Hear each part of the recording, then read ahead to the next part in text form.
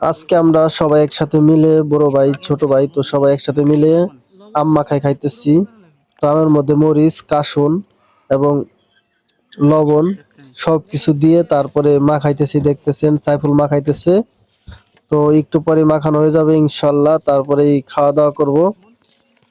তো আম মাখা খাইতে আপনাদের কেমন লাগে সবাই একটু কমেন্ট করে জানাবেন। আর এই মুহূর্তে যারা গ্রামে আছেন, গ্রামে থাকেন বা ঢাকা থাকেন, ঢাকা থেকে যারা গ্রামে আসেন, তারা যদি এই ধরনের আম মাখা না খান তাহলে তাদের এই বাড়িতে আসা যে মজাটা, সেই মজাটাই বিফলে যাবে। দেখেন কাসন দিল এবং সাথে হালকা গুঁড়ামরিচ এবং লবণ এবং ভরপুর কাঁচামরিচ দেওয়া হয়েছে। এই যে ধলা ঢাইলে দিল, এই যে আমাদের ধলা ফুল গেছে।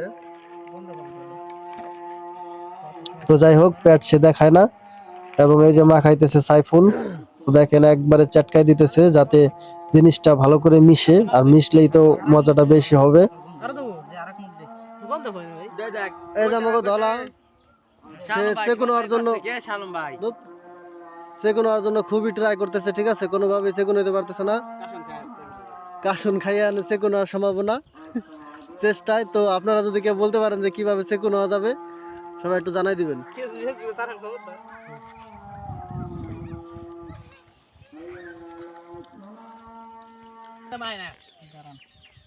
10 থেকে 12টা কাঁচামরিচ দেওয়া হয়েছে।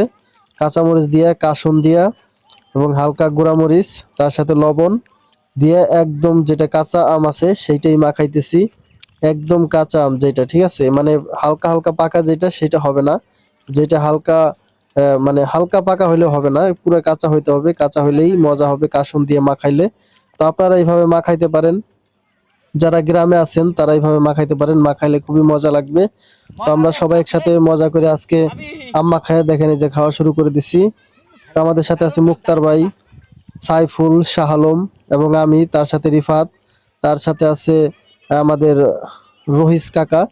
তো রহিস কাকা একটু পরেই জয়েন করবে, আসতেছে। তো যাই হোক, আপনাদের কাছে ভিডিওটা কেমন লাগলো সবাই একটু কমেন্ট করে জানাবেন। আর এই ধরনের ভিডিও করতেও মজা লাগে, আসলে তখন আনন্দ লাগে। তো এখন একদম দুপুর, আর এই দুপুর বেলায় আমটা খাওয়া সবচেয়ে বেশি ভালো লাগে, কারণ দুপুর বেলা গরম থাকে। তো পুকুর পাড়ে আমরা এভাবে মাখাই খাইতেছি। তো খাওয়া দাওয়ার শেষেই কিন্তু আমরা সবাই একসাথে গোসল করব। তো দেখতে পাচ্ছেন প্রকৃতিটা কত সুন্দর দেখা যাইতেছে চারদিকে, এবং বাতাস আর রোদ মিশে একদম সুন্দর একটা আবহাওয়া সৃষ্টি হয়েছে।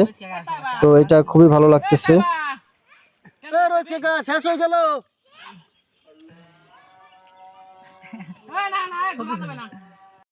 ভালো হয়েছে না?